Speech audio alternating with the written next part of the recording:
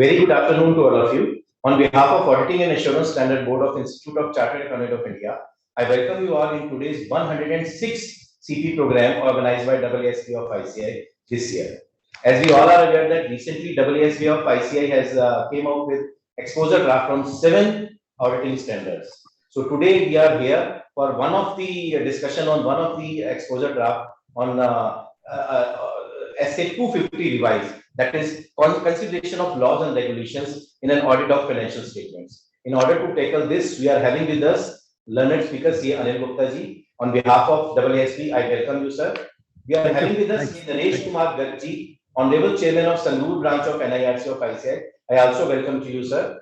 We are also having with us CA Prasanna Kumar DG, Honorable CCM, as well as the Chairman of Professional Development Committee of Institute of Chartered Accountants of India. I welcome you, sir, in this 106th CP program organized by AASB of ICI. In order to formally start the webinar, I request Chairman of the Sangrur branch of NIRC of ICI, CA Naresh Kumar Garg ji, to please start the further proceedings of this webinar. Over to you, Chairman, sir, please. Thank you, sir. I welcome all of you. Special welcome the Sri Sanjeev Kumar Singhal ji, our CC member. Our CC member, I think he joined us or not? Sir, he has stuck up in meeting in Singapore. ठीक. Now I welcome Sri Prasanna Kumar ji, Chairman of Professional Development Committee of ICCIA, and Shri Vishal Joshi ji, Vice Chairman Auditing and Assurance Standard of Board of ICCI. I welcome all of you. Now I invite CA Anil Gupta ji, today's guest speaker, on the exposure draft on SA-250 revised consideration of law and regulation in an audit of financial statement. CA Anil Gupta ji. No, I think first Honorable Prasanna Saab will give the keynote address. Then it will be rather my privilege. I will like to have his blessings also. So let Mr. Prasanna continue with it. Prasanna Kumar, Chairman Professional Development Committee, for opening remarks. CA Prasanna Kumar, please. Okay, thank you, sir.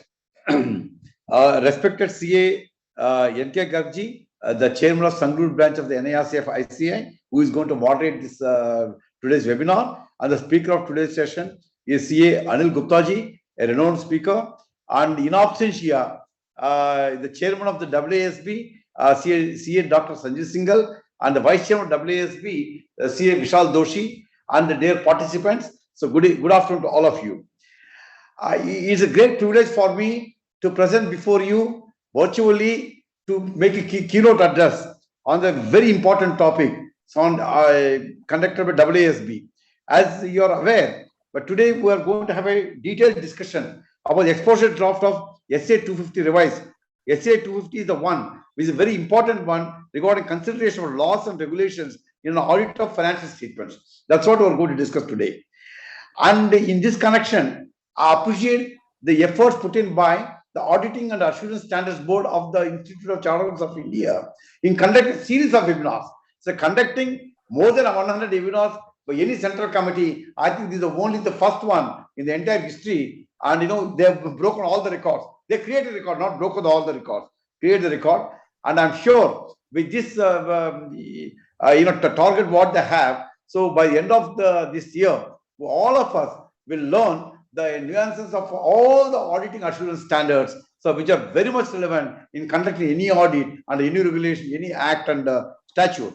This is the reason why all the branches and the regional councils have been advised to conduct the seminars or workshops or conferences on the topics relevant to which are pronounced by the Auditing and Assurance Standards Board mandatorily, so that everyone is aware of the up-to-date things which are happening. And like ASB is doing so much of work nowadays, the AASB becomes so active. Almost everything is getting revised to fall in line with the world standards, the global standards rather. So with this background, so normally exposure drafts are pronounced. It is put in the public side for calling for the public comments. Only the branches of ICI, they come with all the comments. We collate all the comments and take it to the committee. This is how the process goes. But this is very nice that the exposure draft itself, so is being discussed, so that we will have a lot of deliberations. Whatever the outcome of these deliberations will certainly form part of the finalization of this SA-250. And SA-250 is regarding non-compliance laws and regulations, and is very much important when you talk of no clause. You are all aware, non-compliance with the laws and regulations, no clause, we have been discussing for quite some time. We have the particular ethical standards board, whether to be implemented, when to implement, so what are the complications, implications, all those things we discuss. Ultimately, whether non-compliance, to report on non-compliance, is it the duty of the chartered accountant or primary duty of the management? What are the roles and responsibilities of management? What are the roles and responsibilities of the chartered accountant? Will a chartered accountant, while giving opinion on the financial statements, will he be able to go through the entire gamut of the laws and the regulations? But given the situation where there are two things. One is anything which is going to affect the true and fair of the financial statement, certainly we have been doing, will continue to do that. But when you talk of the general laws and regulations, there are so many enacted in the country, central acts, state acts, local bodies acts, so many things are there. And is it possible for a chartered accountant and auditor to comment on all these things that have been debated? We have been debating on this particular issue. By virtue of this SA-250, which I'm sure Anil Gupta ji is going to explain us, we are getting clarity. What are the roles and responsibilities of the management and the roles and responsibilities of the auditor? This we must know. Wherever you go, when you talk about no clause, the auditors are so worried. Is it possible to do it? And what is the risk assessment? We always see the risk of the auditing, but this year, what is the risk involved while conducting the audit? That's what we have been thinking. I'm sure with the deliberation today and the different categories of the modules within the SA-250, we will all be benefited. With this keynote address, I thank the chairman and vice chairman, CA Dr. Sanjeev Singhal and also Vishal ji for inviting me to give a little keynote address today. And also Ms. Naresh Kumar Gargi, a senior member and a renowned personality in Northern India. So he is going to moderate today. So thank you, Naresh ji, for moderating session. Anil Gupta ji also, I thank him on behalf of ICA and the WASB. Before he presents himself, I am thanking him because it's such an important topic. With your knowledge and with your experience, all of us will certainly benefit. In fact, when I am addressing, my office is also from my office of my partners are also watching the same thing. So this is such an important topic, I'm telling you. Thank you very much. Wish you all the best. Thank you, sir. Thank you. Thank you, Prasanna ji, for your kind words. Now, our guest speaker today is Dr. Anil Gupta ji. He is a chartered accountant, 1984 batch. He is a very renowned personality. After his qualification, he also post-qualified in IFRS, Indian Financial Accounting Standard, and he also qualified as a DISA member. His contribution to the profession is very much high. He presently is a nominated member of Central Council from the Government of India. He is also a member of various accounting bodies and accounting committees of institute. He is a member of Accounting Standard Board of ICI.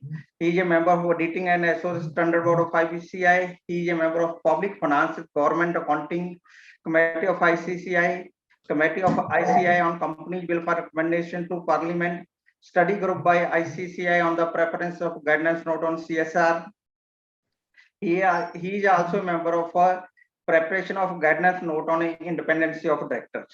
He is also a member of Internal Audit and Internal Conduct of NIRC of ICI. He is also a member of various government bodies. His contribution to the public and the financial body of the government is tremendous. He is a visiting faculty of Income Tax Department of Ministry of Finance. He is also a visiting faculty of VAT Department of Delhi and Punjab. He taken various training and workshop sessions of Government of India, Income Tax Department, and various state government departments. He is also a award winner in 2004 and 2005 and 8, 9, and 11, 12 was confirmed with the award by NIRC of ICCI, recognized his contribution as faculty in seminars. At present, today he delivered approximately 350 lectures on various seminars, conferences, Institute of Company Secretaries, and various public bodies. His vast knowledge on the today's fact is very much high. Now I requested Dr. Gupta ji to please start today's session on the today's topic. I will now give back to the Dr. Anil Gupta ji. Anil Gupta, please. Thank you. Thanks. I'm so thankful, C. Naresh Kumar Garg ji, the Honorable Chairman, Sangrur branch of NIRC of ICI, for reading out all the details of my profile. I'm so thankful to you for providing me this opportunity and for this honor. I am especially thankful to CA Dr. Sanjeev Kumar Singhal, the Chairman of Auditing and Assurance Standard Board of ICI, as well as CA Vishal Doshi ji, the Vice Chairman. Both of them are, though in absentia, but I keep on seeking their blessings and wishes. So I am thankful for them to them for extending the invite to me to speak on this exposure draft. I'm so thankful to CA Prasanna Kumar, the Chairman, Professional Development Committee, ICI, for the keynote address. I fully agree with him that this is really something, a splendid job that AASB has done, that this is the 106th session on the auditing standards. And at least as far as my knowledge goes, there is no other committee or the board which has conducted so many lectures and seminars. So my congratulations to Dr. Sanjeev Kumar Singhal, as well as to CA Vishal Doshi and the whole team of the AASB. I am also placing my thanks on record for Mr. Anil D. Lal for all the support and the honor that he bestows on me. Thank you, participants. Let's begin the journey. As see, this is exposure draft. So exposure draft means the SA-250 is already there. SA-250 deals with the laws and regulations which the auditor has to consider while auditing the financial statements. Basically, what are the laws and regulations and how the auditor deals with it? Because there are many laws which auditor may not be very well versed with. So how to handle the situations, this is what this SA-250 lays down. Now, next issue is that certain amendments have been made by AASB in this SA-250. And after making the changes, the exposure draft of the revised SA-250 has been placed on the public record, public domain, and the board has welcomed the suggestions from the public at large and the various stakeholders. 24th August is the last date by which the comments can be made or the suggestions can be given. I also place my thanks to my assistant Diksha Parashar for making this presentation. So let's begin the journey. We will have what I have done in this presentation. I have included certain glaring features or the main features of exposure draft of SA-250 and how can it be used, the comments that you want to make or you want to send to the institute that you can keep on writing while in this journey. Okay, what are we going to discuss in this PPT? Number one, what is the scope of this essay? Secondly, the applicability of the laws and regulations. Third is what exactly is non-compliance. We need to know what is compliance and what is non-compliance, what are its repercussions. Then, as rightly pointed out by Mr. Prasanna, that what is the responsibility and the role of the management while dealing with these rules and regulations, laws and regulations. Then role and responsibility of the auditor. That is of utmost importance because after all, we are from that fraternity and we have to conduct the audits in the light of these laws and regulations. So how we have to deal with it and what are the various precautions that we have to take care of. Then we have certain red flags. The various, when we are conducting the audit, you come across various type of alarms. You need to have an eye on those alarms, because that makes our audit very effective and very useful for the stakeholders, for the management, for the law-making agencies. Then no clause, as was discussed by Honorable Mr. Prasanna. So that also we will be discussing. We are having few case studies. The time permit, we will discuss that also. So let's begin the journey of exposure draft of SA-250. Scope of this essay. The scope of this essay, it deals with the auditor's responsibility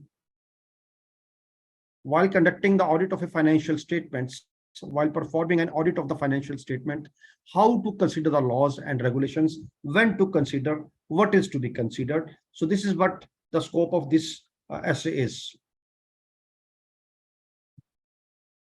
Okay. Now, what are the objectives of the auditor? So these are three issues which we need to keep in mind. In my opinion, this particular slide is very important. Three words have been highlighted in this particular slide. One is the obtain, other is the perform, and third one is the respond. Now, whenever you are conducting an audit, so while deliberating on this particular topic, we have to consider the audit from the point of view of compliance and non-compliance of laws and regulations. So we have to assume, in case the compliance has been done of the various laws, and once the compliance has been done, then what are the responsibilities of the auditor? If the compliance has not been done, then what are the auditor's responsibilities? And in both the cases, what response and the auditor has to take from the management, and how to take that response. So these all have been discussed very well in this SA-250 exposure draft. So my congratulations to AASAB on making this essay so effective. Now you see, in the case of clause A, if the compliance has been done, you are checking the rules and regulations compliance, and you find that compliance has been done properly. Let's take an example. Let's say the GST return has been filed. So now once the compliance has been done, so you have what you need to keep in your audit documentation file. So the first line makes it clear: to obtain sufficient appropriate audit evidence. So your file must contain, number one, what are the compliances that you have considered, that you have checked while conducting the audit. So overall, a chart of it you need to keep in your audit file, audit documentation file. Secondly, the audit evidence. So see, very interestingly, two terms have been used preceding audit evidence. One is sufficient, another is appropriate. So these two terms are of very utmost importance.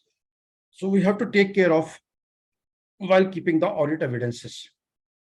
And secondly, if we read this whole of the paragraph, let me read it for you. Sufficient to obtain sufficient appropriate audit evidence regarding compliance with the provision of those laws and regulations generally recognized to have a. Let's stop here. Now, if we proceed further, the word used are direct effect on the determination. So this direct effect is of utmost importance, number one. Number two, direct effect on what? On the determination of material amounts and disclosures in the financial statements.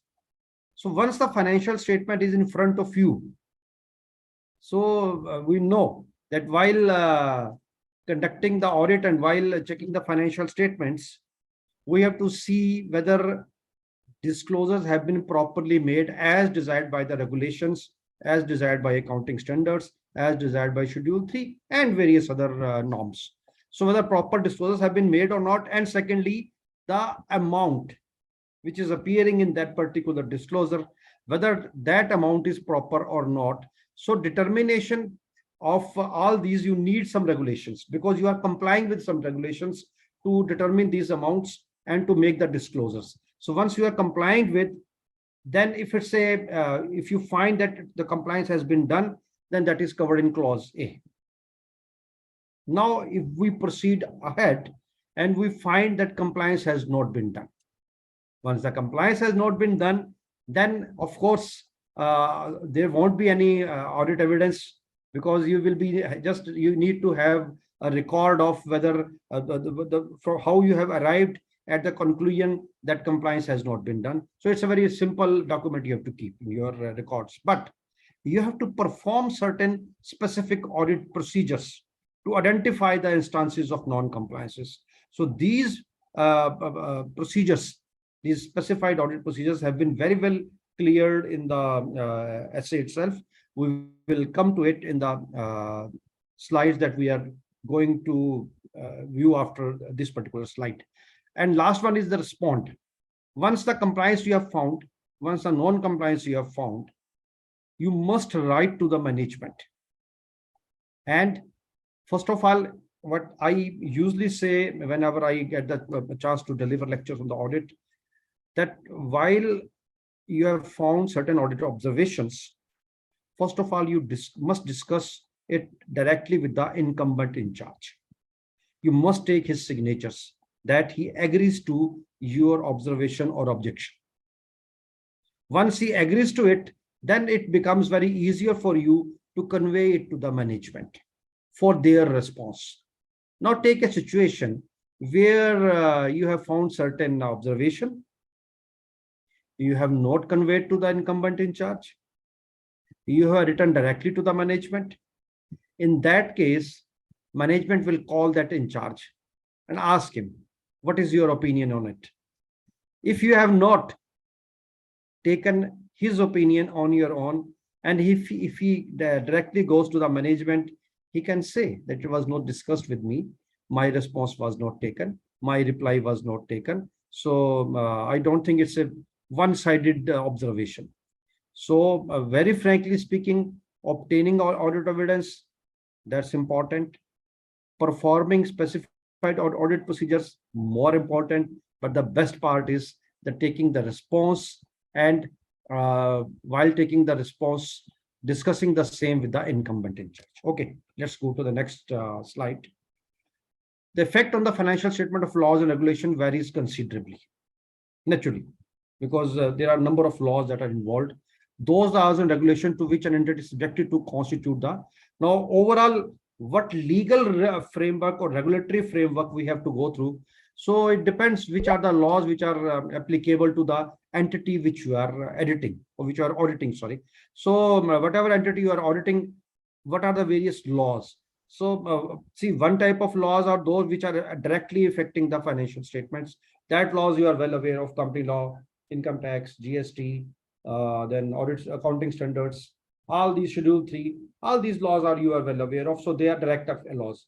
But there are certain indirect laws which you may not be well aware of, under which regime that particular entity is performing. So that particular, which are the other laws that are applicable, you have to obtain a list from the management of the various other laws that they are complying with. Okay. You see, this is a good example given in the essay itself. Some entities operate in heavily regulated industries, as in the case of banks, RBI is there. In case of NBFC, RBI is there. In case of chemical companies, the chemical ministry is there. In case of telecommunication, TRAI is there. In case of insurance, that the insurance regulatory authority is there. So very frankly speaking, it all depends on what type of audit or entity you are auditing, and there you have to take care of the laws which that particular industry is subject to. Then others are subject only to the many laws and regulations that relate generally to the operating aspects. That has nothing to do with the, very frankly, the financial statement as such. As examples are there, laws relating to occupational safety, laws relating to health, laws relating to employment opportunities.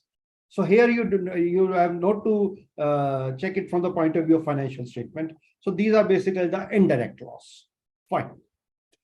Now, once the non-compliance is there, then it has got its own cost, its fines, its litigations, its consequences. So this all you have to consider. We will come across as we move ahead. As I referred in the very first slide, that we will be discussing the non-compliance. Okay, coming to non-compliance.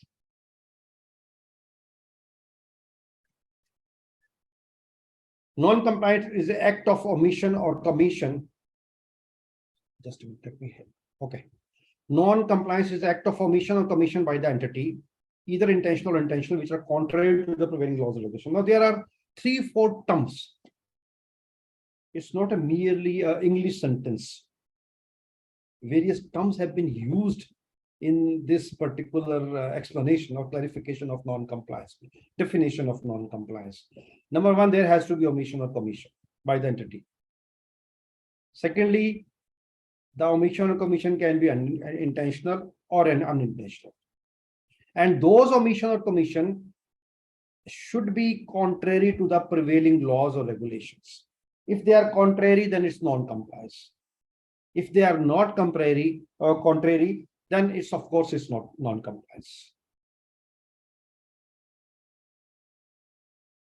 Now, what are the acts, or who is responsible for the compliance, or who conducts those acts?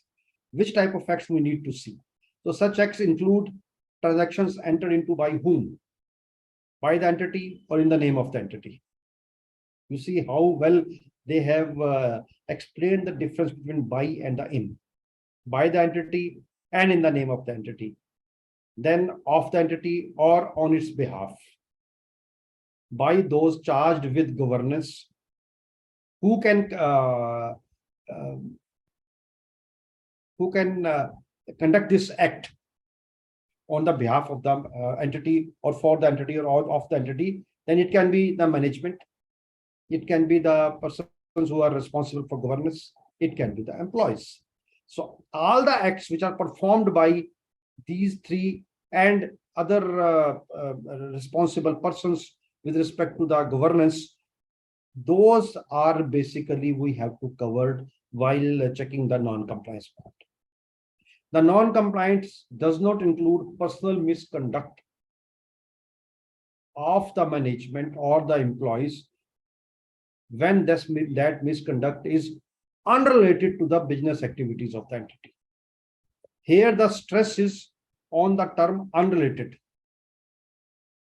So that you have to take care of. You see, unrelated. This particular term you have to take care of, or to the business activities of the entity. So business activities is also of equal importance. But non-compliance also includes. Now this is an exception to the last sentence that we used. Non-compliance does not include personal misconduct. All right. But there is an exception to this law, does not include. What is that exception? Let's have a reading of it. But non-compliance includes personal misconduct. Now, there they are saying it's not used. Here they are saying there it's used. So there is a specific principle, the rule that they have mentioned when it is applicable. Number one, it has to be related to the business activities of the entity. That's the first part of it. Secondly, they have given an example also. That is very interesting example. In a circumstances where an individual in a key management position, it's not merely has to be an individual. That individual has to be in the key management position. That's the first rule. Second, in his personal capacity, he has done some act. Has accepted a bribe from a supplier of the entity. You see, for what purpose? It's just an example, right?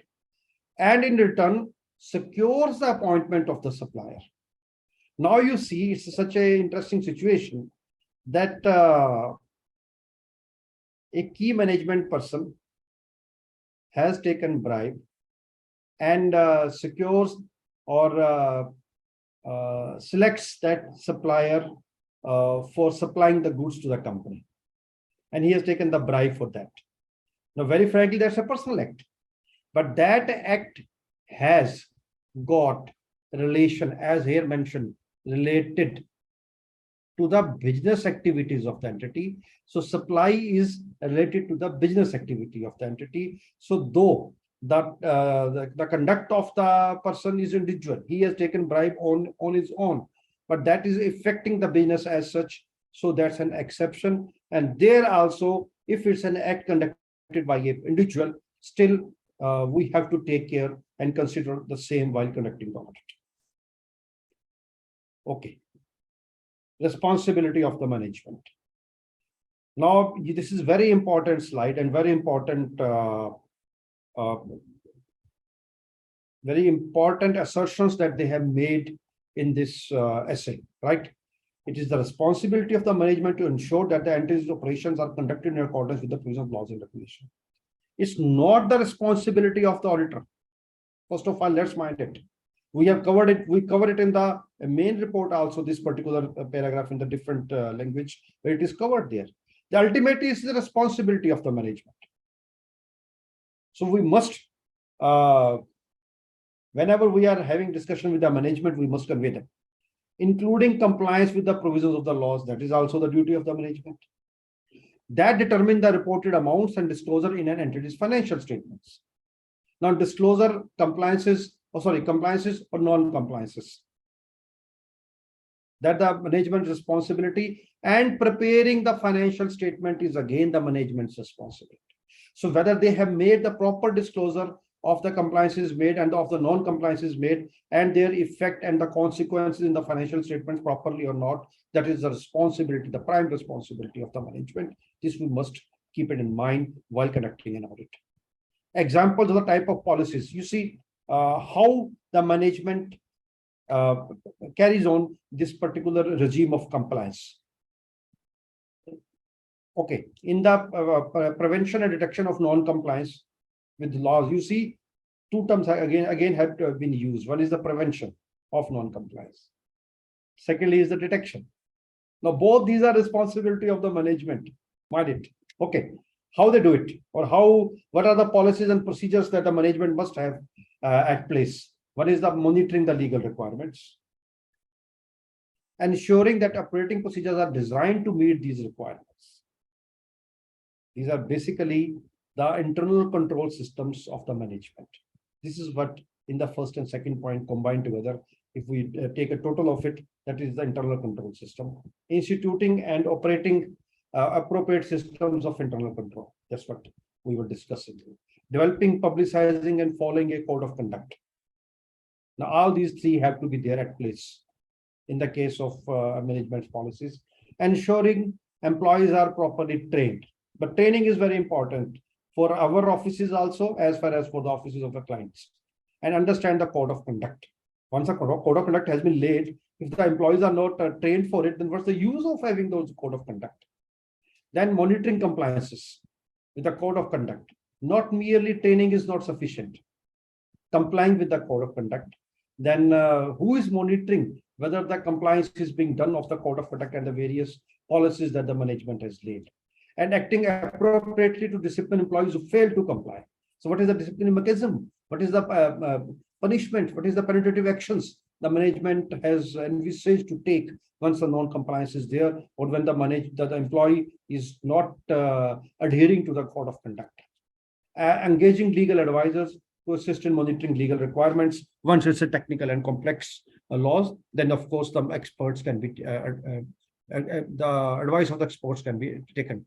In larger entities, these policies and procedures may be supplemented by assigning appropriate responsibilities. You see, it can be outsourced. Assigning appropriate responsibilities means assigning outsourced. And internal audit functions. So checking the compliances can be given to the internal auditor. An audit committee, yes, it takes care of whether what the compliance have been done or not. A compliance functions. So all these combined together helps the management in adhering to the code of conduct and the policies and complying with the rules and regulations. Very nice. So now let's come to the responsibility of the auditor, with which we are. So we have to be little cautious about the rules or the norms that have been laid for the auditors while conducting the responsibilities. These requirements assist the auditor in identifying material misstatement of the financial statements. That's the first part of it.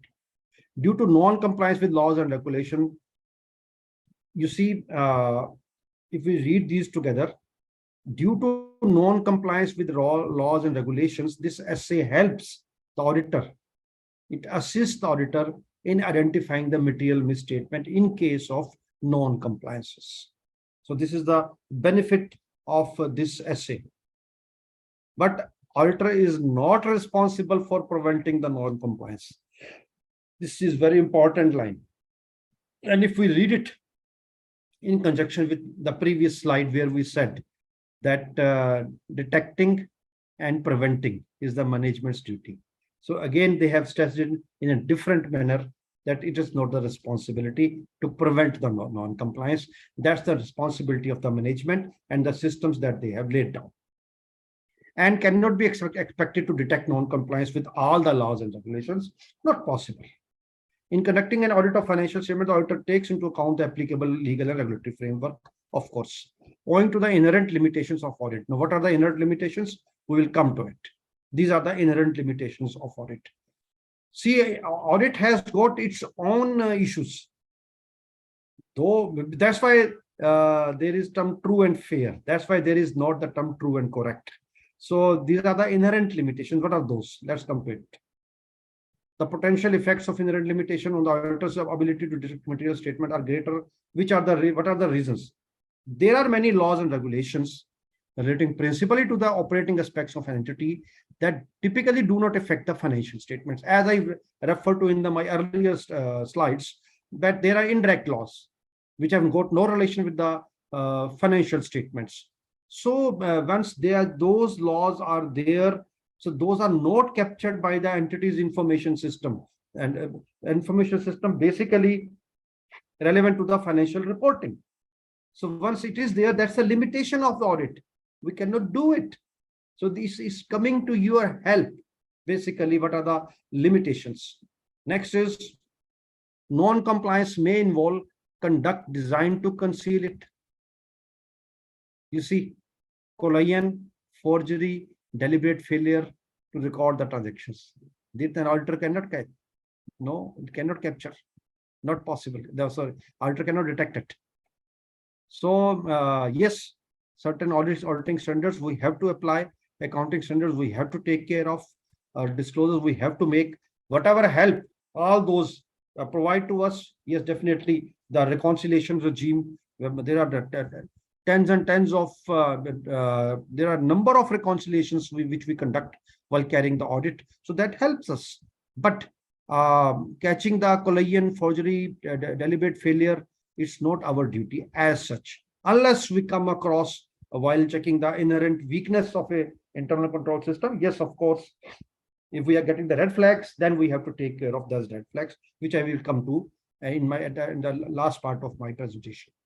Whether an act constitutes a non-compliance is ultimately matter to be determined by the court. This is the third part.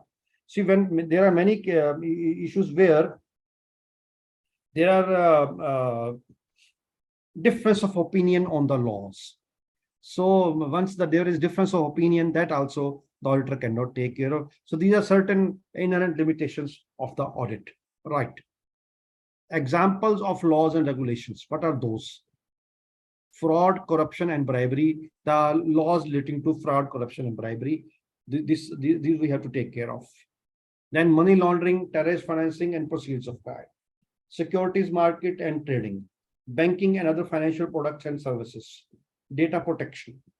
Now, these are basically the indirect laws, which we have to take care of, depending what type of transactions a particular entity that we are auditing is having. If the financial transactions are not there, then of course NBFC and RBI rules are not applicable, or the provisions are not applicable to them. Once the investments are not there, they are not any share trading company, then security market and the laws are SEBI laws are not applicable. So it depends what type of transactions the company is having. But these are the various the gamut of various laws that we have to take care of.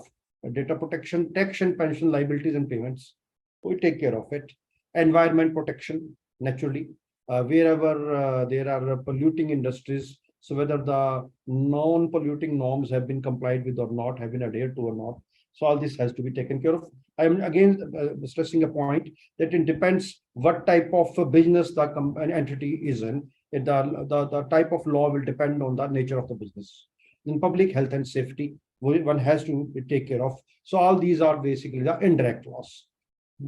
Two different categories of law we have discussed it. Direct, which are having the direct effect on the disclosure and the financial statement, which does not have any direct effect on the determination of amount, which we just discussed.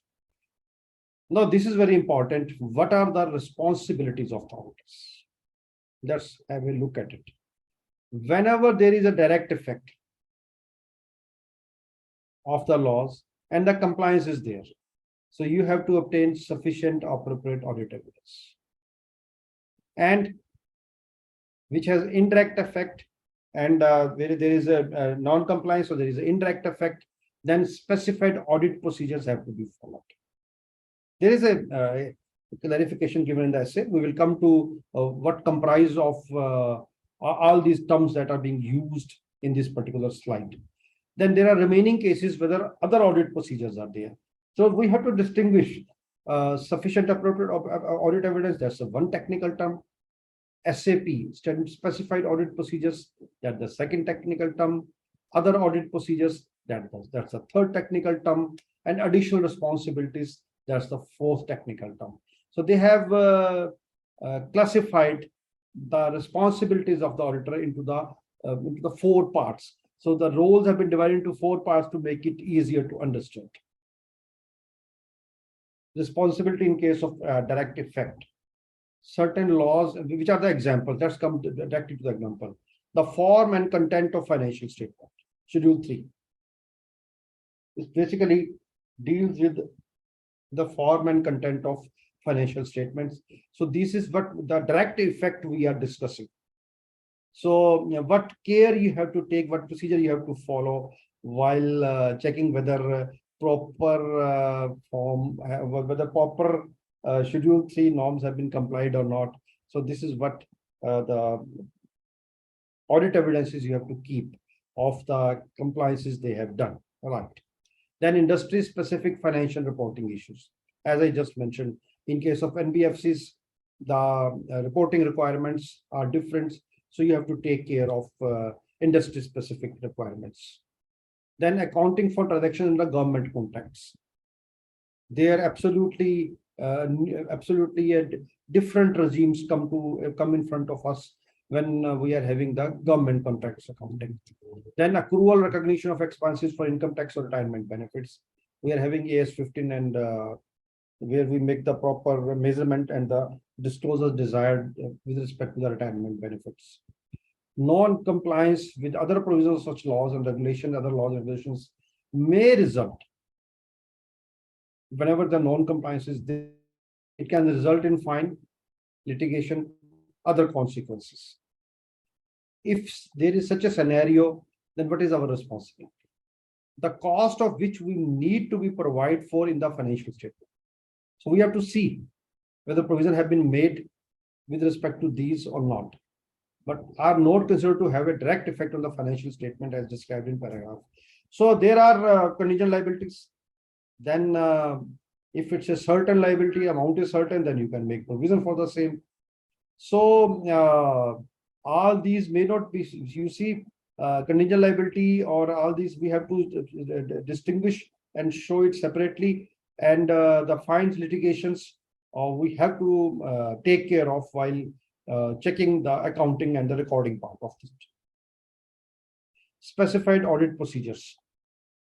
What are those? Whenever there is indirect effect, right? That was with respect to direct effect, now indirect effect.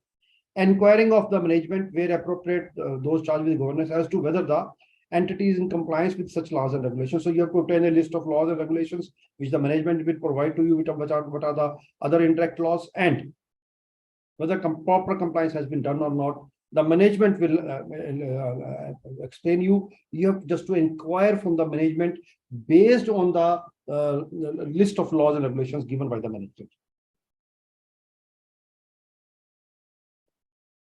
Then you see, this is very important point. The correspondence that the management is having with the regulatory authorities. So you have to check those correspondence, which will give you clues of, which will give you various type of clues and various type of red flags or maybe green flags. If all is proper, then you need not worry. If the notices are there being issued against the management and management is replying to them, still the authorities are not getting satisfied and they are again issuing the notices, then those are the red flags. So these are the indirect effect, the laws which indirectly affect. This is third part, the other audit procedures. What are the examples? Reading the minutes of the board meeting of the various committees, inquiring of the entity's management and in-house legal counsel or external legal counsel concerning litigation claims and assessments.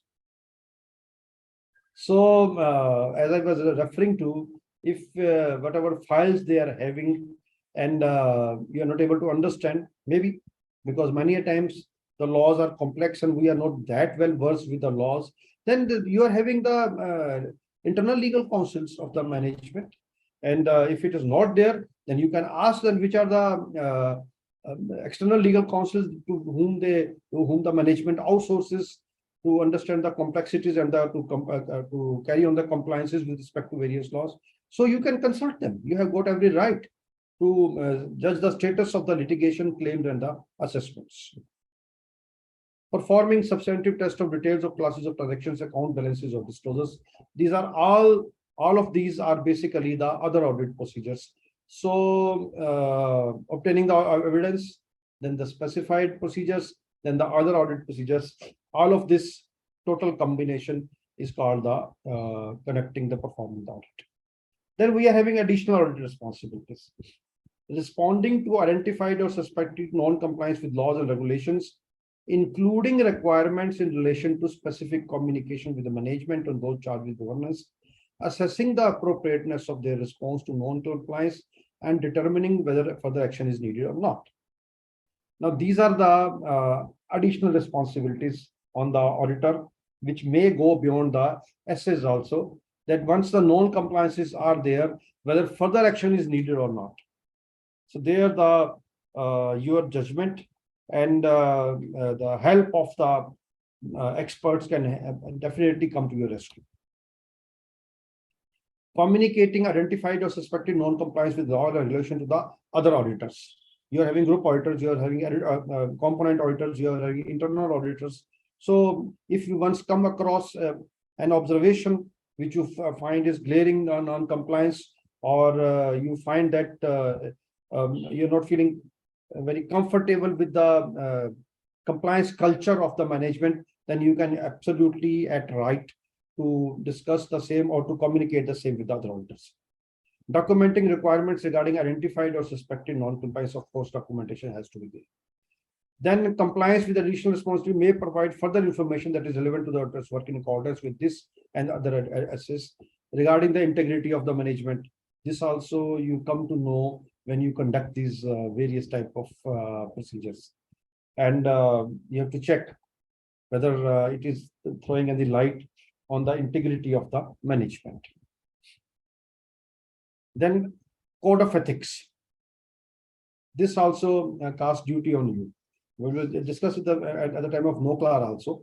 The code of ethics issued by ICA requires the auditor to take steps to respond to identified or suspected non-compliance with laws and regulation and determine whether further action is needed. So it's not merely that this essay is requiring the auditor to do so. It's mainly the code of ethics also, which is desiring the auditor to take care of all these procedures and the response mechanism. Such steps may include a communication with the group, including a group engagement partner, component auditors. So we have discussed it. But this is very important, the management representation letter. The auditor shall request the management and where appropriate, those charged with governance to provide written representation. You see, as I referred to in the beginning, that what are the laws and regulations applicable, the management will give you in writing. What is the status of the compliances the management will give you in writing. What are the procedures and the policies that the management is following? code of conduct management will give you in writing. So you first of all have to issue the audit requirement letter, which is called ARL. Once the ARL is there, in ARL you have to specify this is what we need. And ARL is not sacrosanct that once you have issued it, you cannot issue a second ARL. No, you can issue as many ARL as you want. But definitely, you need not issue again and again. You should take care of that one or twice, or at the most thrice, you should issue the ARL. And then it makes your job very easy. Once you have issued the ARL, the management has to respond. So whatever response the management gives, and if it is complied in a particular letter, then that particular letter is called management representation letter. So that is mandatory, or I won't say mandatory, but from the point of view of audit, that's absolutely essential to that should be in your audit file. Now, this is very important. However, written representations do not provide sufficient appropriate audit evidence on their own. You see, MRL is not a substitute of the audit evidence. I am having a case study also on this particular MRL issue. I will come to it when we reach that slide. But you see, the stress is on the point that MRL is not a substitute of the audit evidence, not at all. So you have to take care of it.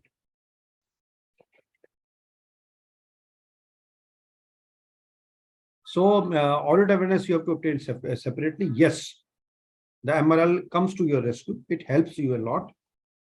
And it puts the management also in dock. Whenever authorities ask you a question, you can very well refer to it. But corresponding audit evidence you have to there. So it's an additional representation, right? Okay. Implication of non-compliance.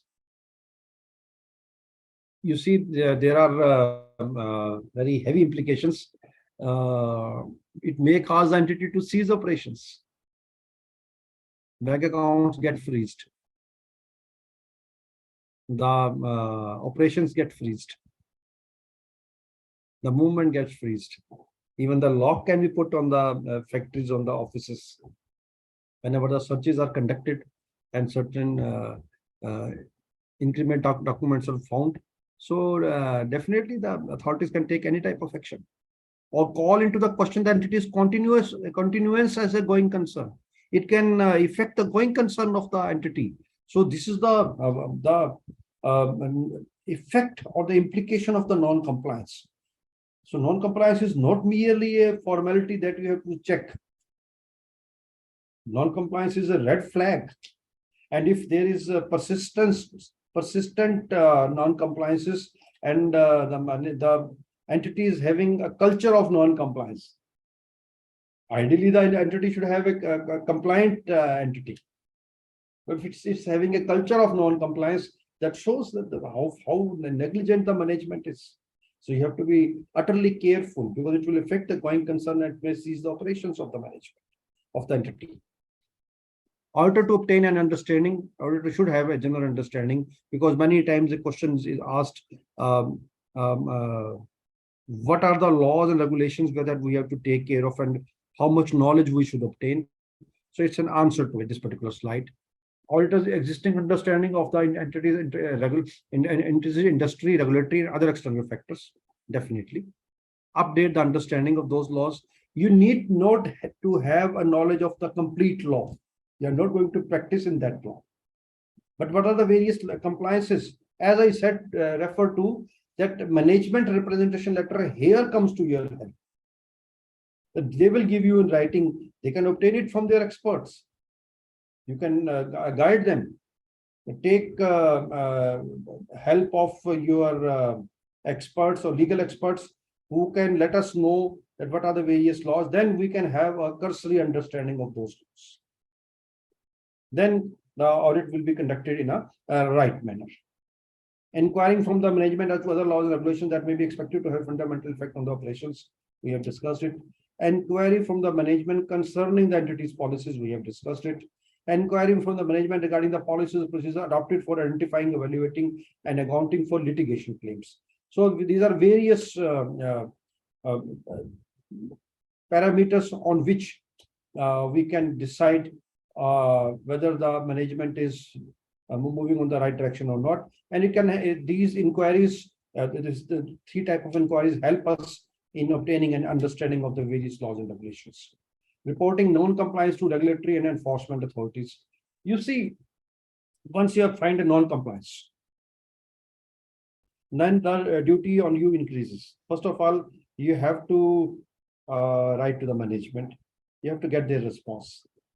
And if it's a complex matter, then you have to write to their expert also, and you should tell them to get the reply from the expert. Still, if you're not satisfied, it's your judgment. If you're not satisfied, then you can report to the legal authorities and to the higher authorities. It depends. And the materiality you have to take care of, and the effect of the non-compliance of that law on the operations of the company, on the wealth of the company, on the health of the company.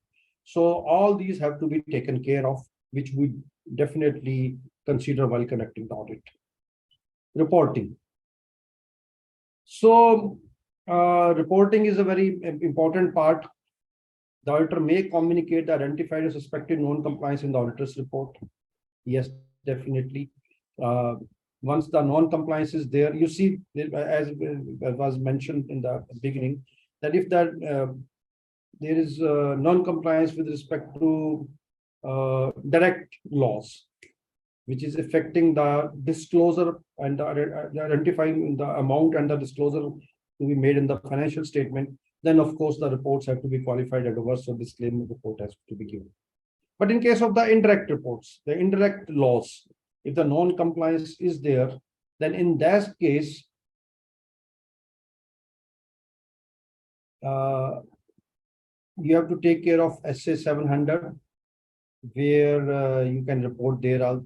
And when the key matter is there and it is affecting the key matter, then you can the requirement of the SA-701 can be taken care of. And there is another SA which comes to our help, and that is the other key matter, other matters.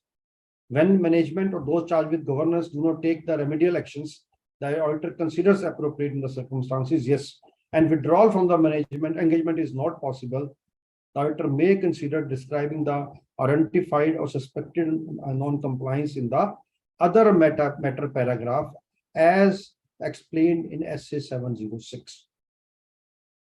So what it means that there are certain indirect laws where the non-compliance is not there and management is not responding or not taking the remedial action. And the situation and the circumstances are so that you cannot withdraw from the engagement. Then you can take refuge under the other matter paragraph reporting as envisaged under SA-706. So these are the various reporting standards on audit which helps you in reporting for the direct effect or for the indirect effect. Now let's come to the part 2 of it. As I was explaining in the beginning, red flag. So let's come to what are the red flags that we come across while carrying the audit. When the auditor becomes aware of the existence of information about the following matters, it may be an indication of non-compliance with laws and regulations. You see the term has been used maybe. Let's see. Investigation has been carried by the regulatory organizations, government departments, or in the when you are conducting the scrutiny of the ledger, the payment of fine is there, payment of penalty is there. You come across notices. You come across the communication with legal counsel, legal authorities, orders from various departments, court judgments. If any of the documents of these nature are there, they are red flags.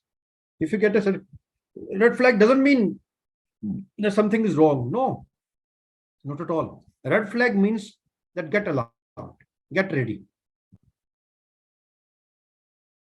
to ask the question on that particular issue. And if you are satisfied with the response, So the purpose of the red flag is over. But if you are not satisfied, then you have to dig. You have to proceed ahead. And while proceeding, you get surprises. It's not merely the notice. The plethora of notices are there. The management is not responding. The penalties are being imposed. Then definitely the red flag has come to your help. And red flag was absolutely right. And entity's going concern is impaired. So it depends it depends on number one, the document that you are having in your hand, and number two, the response of the management on that document. Scrutiny of professional fee, legal charges, penalties, we discussed it. Examination of various statutory and legal compliances portals. GST portal, traces portal with respect to TDS, income tax portal, MCA portal, ESI portal, PF, etc., etc., etc. So whether the situation, whether the amount or the status as appearing in these portals, whether that is reconciled with the financial statements or not, number one, and whether if there are any notices appearing on these portals, whether the same have been countered by the auditor or not, all it depends. If there is demand on traces for non-deposit of TDS, income tax portal or GST portal, demands you have to see on the traces, income tax portal and the GST portal. Auditor to check whether protest has been lodged or not. You will come across the genuinity of the management. If yes, then show it under contingent liabilities. It depends. If the management has protested and you are finding merit in it, then it's a contingent liability. If management has not protested, this means management is agreeing to it. Once the management is agreeing to it, it's a payable amount. And if the amount is not certain, but yes, amount has to be, will be there. You are sure that penalty will be there. How much that you are not sure, then make a provision. So it depends. Payable, provision, contingent liability, AS-26, which one to be applied? It depends. AS-29, sorry. So it depends, right? Okay. ESI, PF registration if mandatory, whether done or not. Auditor to check whether registration has been taken or if registration has not been done, whether suitable disclosure has been made or not. Compliance of gratuity and bonus, whether they have been taken or care of not, provision has been made or not. Then check the master data of MC on the website of MC, whether company is active, compliant or not. Payments for unspecified services or loans and advances to consultants. Now this is again a very interesting red flag. Payment has been made to the legal counsel and you are not able to understand or find why this payment has been made. So you have to dig, you have to get the answer to it. Or loans and advances have been given to consultants. It's a very exceptional case. But if it is there, then this means the payment is being made to consultant, but has been shown as loan and advances just to hide that there are some legal complications in the company. Okay. Loans and advances to government employees or contractors. It's indirect. It is giving hint to the indirect transactions, right? Unreasonable or non-sticky loans or advances, and there is no litigation. Now, this is very interesting. See, there is non-sticky loans, non-moving, slow-moving loans and advances are there, and no one is taking care of it. How can that be possible? You have to recover. And it's appearing on the asset side of the company, of the financial statement, and it's a sticky. And management is not taking care of it, not taking note of it. Then it's a reflection. And similarly, on the other side, also on the liability side, there is non-moving balance of a supplier. See, and for more than a year, it's outstanding. Now, how can that be possible that there is a supplier who has supplied the goods and he is not asking for the money? How can that be possible? That's a red flag. Ask the question. Diversion of business funds by way of unreasonable loans or advances to related parties. So I'm not discussing the related parties, but the related party transactions are really red flag. We have to take care of it. Sales commission or agents fees that appear excessive in relation to those ordinarily paid by the entity or in its industry or to the services actually received. Purchasing at prices is significantly above or below the market price. You see, you have not to check each and every invoice. Only few invoices you have to just have a sample check of it. Unusual payment in cash, purchase in the form of cashier's checks payable to a bearer or transfer to numbered bank accounts. This multiple transfers. So this is again a very interesting red flag. Unusual payments toward legal entrepreneurship, we have discussed it. Unusual transactions with companies registered in tax havens. These are very few cases you will find, very few, but yes, that's a red flag. Payment for goods or services made other than to the country from which the goods or services originated. Now, this is very interesting. Goods have come from somewhere else, payment is being made to somewhere else. That's an alarm. Payment made without proper exchange control documentation. So this is basically import. So in case of import, the import documents you have to take care of. Existence of an information system which fails, whether by design or by accident, to provide an adequate audit trail of sufficient audit documents. So systems also you have to check on sample basis whether they are in order or not. Unauthorized transactions or improper recorded on transactions. Adverse media comments. This also helps you.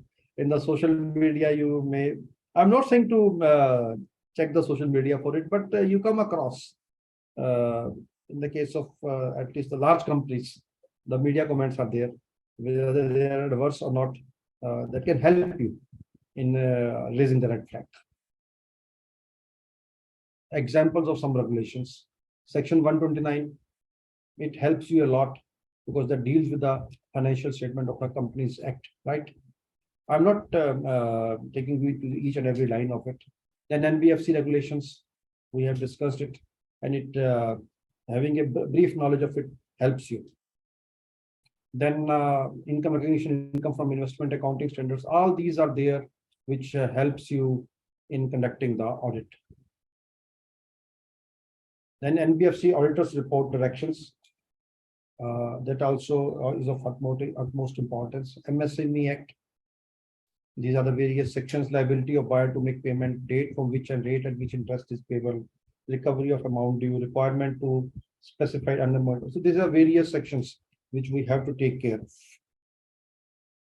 Then in CARO, the rules and regulations, compliances are being asked for specifically from the auditor. EMLA, auditor has to comment. Then whether the entity is regular in depositing the undisputed, not disputed, the undisputed amount, statutory dues, you have to report. Then if the dispute is pending, then you have to report. So this is a good filter, these clauses of CARO. That also makes the reporting easier and specific.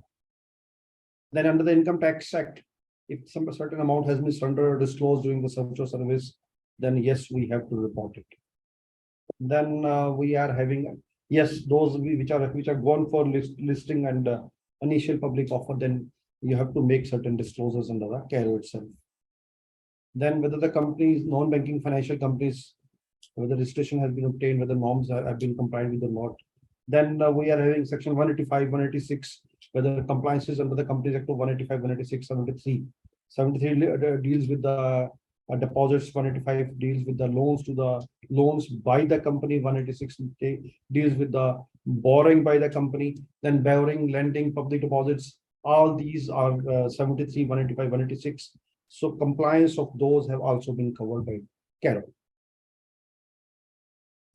So 143.12 that deals with fraud, that also helps us making forming the opinion and making the reports. Now, NOCLAR, non-compliance of laws and regulations. This is the new term which has been coined during last 2 or 3 years. Section 360 of the Code of Ethics, that basically deals with NOCLAR. It sets out a first of its kind framework, as I just referred to guide the practicing accountants in what action to take in the public interest when they become aware of potential illegal act known as non-compliance of laws and regulations committed by the client or employer.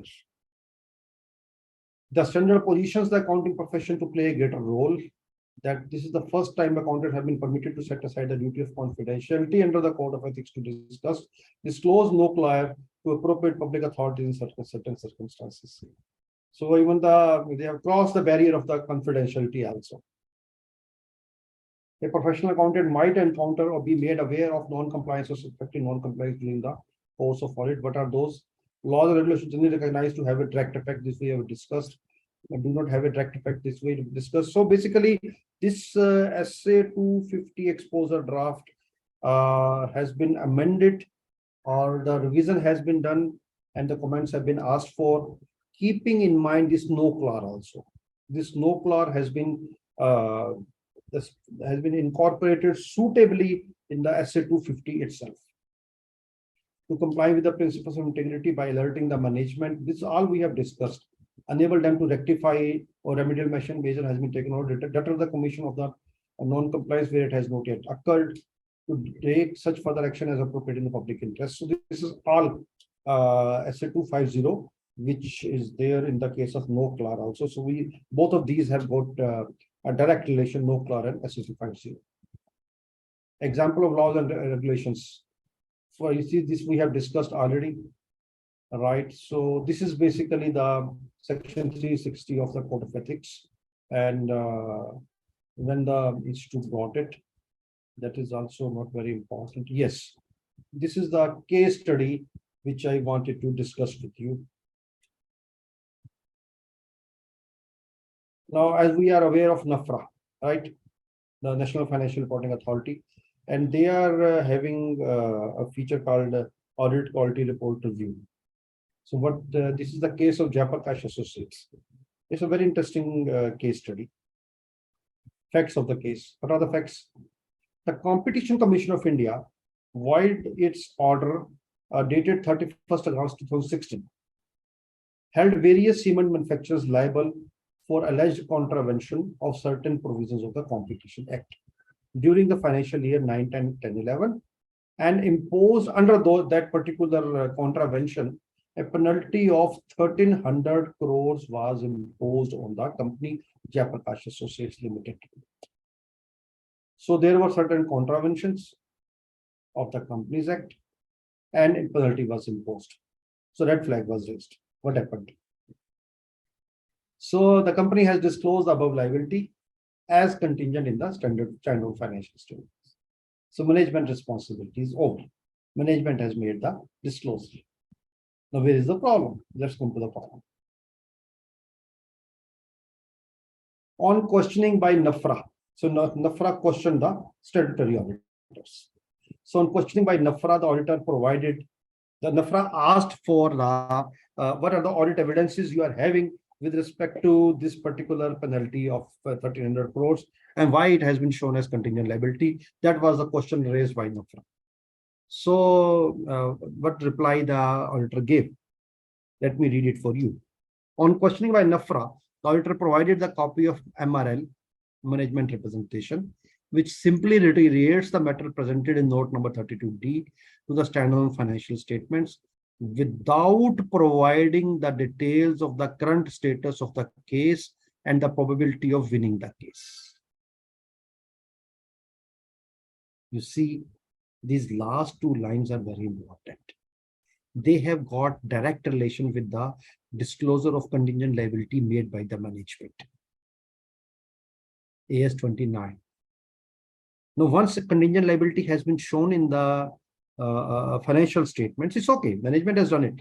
But what the auditor did? How the auditor came to the conclusion that yes, this 1,300 crores is a contingent liability. So when this question was asked by from the auditor, so auditor just gave the management representation. So now I will come back to the previous slide, in the very early slide where I said that rather what I said, rather the essay itself says that mere MRL is not sufficient. Audit evidence, MRL is not a substitute of audit evidence. MRL has to be backed with audit evidence, and management will not give you audit evidence. You have to ask for the audit evidence. So here the auditor was at flaw. So the suitable action was taken against the auditor for not providing the or for not having the appropriate sufficient evidence, appropriate sufficient audit evidence in the audit file. Further, there are no records of verification of the legal opinion in order to cross-verify the management's contention with respect to this matter. See, something has to be there. Mere assertion by the management is not sufficient. If management has made a representation, then let management give some opinion. We have obtained opinion from the legal expert, and this is what the legal expert has to say. That's why we relied on it, and that's why we disclose it as a contingent liability. Okay. In the absence of any legal opinion in such a crucial matter, the engagement team has merely relied upon the management's representation and has gone ahead with issuing an EOM in this matter. That's another issue. First of all, they just relied on MRL. Secondly, they just made a report in the shape of EOM. Providing an EOM on this matter is not in accordance with the requirements of para 6 of SA-250, as sufficient audit evidence is not obtained. You see, such a major stricture has been passed. Why? Because auditor didn't insist for the audit evidence in response to the assertion made by the management. That's all, right? So in light of above facts and finding, the strictures were passed by NFR against the auditor. So this is what we discussed. This is the last slide. What is the scope of this SA-250? It's basically exposure draft, as I said in the beginning, and applicability of laws and regulations we have to take care of as auditor. As I said, you have to design, you have to obtain the evidences, you have to perform the audit, then various procedures you have to, what is the non-compliance in case of direct laws, in case of indirect laws, what are the, you see, is basically the prime duties of the management, but the auditor cannot rely on the basically on the or duty of the management itself. Then comes the red flags. I think I tried to bring before you certain examples and the instances of red flags with respect to non-compliances and regulations. NOCLAR also we discussed a little bit, and how the NOCLAR has been very well incorporated suitably in the SA-250 itself. And the case studies, there was a particular case study where they have explained very well how the auditor has failed, where the auditor has failed, how he has failed on the EOM, how he has failed on obtaining the audit evidence, how he has just merely relied on the written representation. So this is all that I have to discuss, and your questions are welcome. I am thanks to Ma Saraswati and thanks to all the participants for the patience given. Thank you, Anilji. Thank you, Chairman, sir.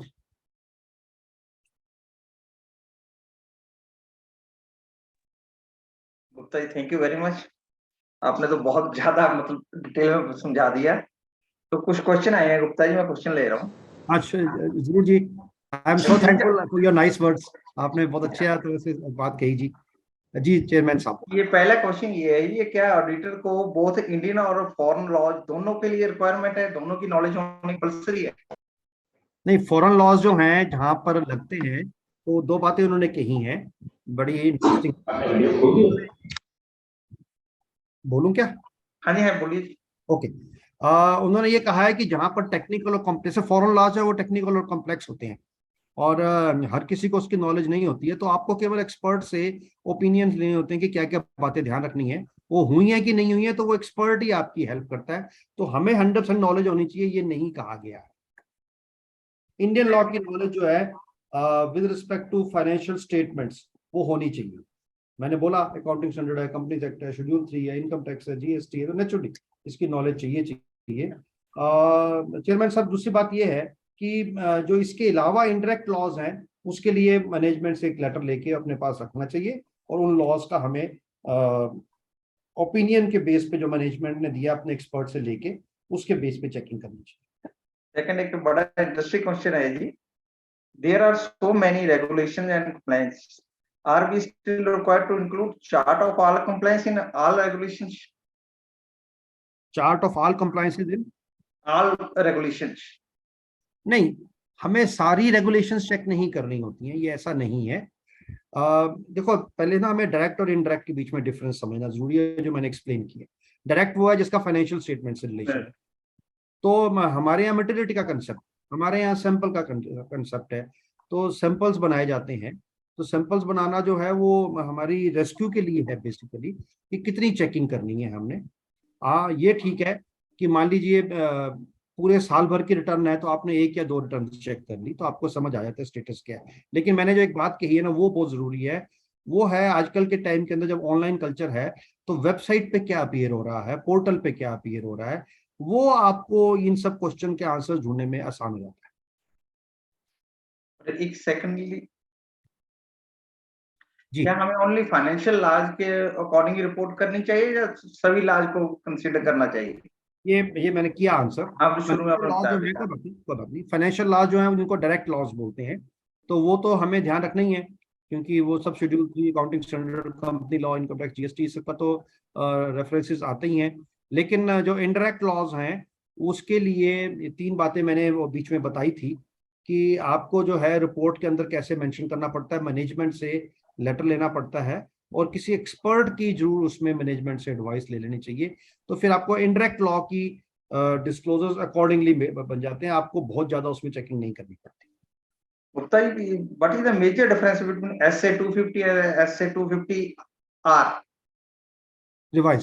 Revised में इन्होंने क्या किया sir, कि एक तो procedures दे दिए हैं बड़े अच्छे ढंग से, और दूसरा जो है रिपोर्टिंग्स की बात कही है अच्छे ढंग से, तीसरा जो मैंने नो क्लार वाली बात कही है वो बहुत अच्छे ढंग से कवर कर लिया है इन्होंने, और कुछ एग्जाम्पल जो हैं, इलस्ट्रेशंस इंक्रीज कर दिए हैं जिससे समझने में इजी होगी।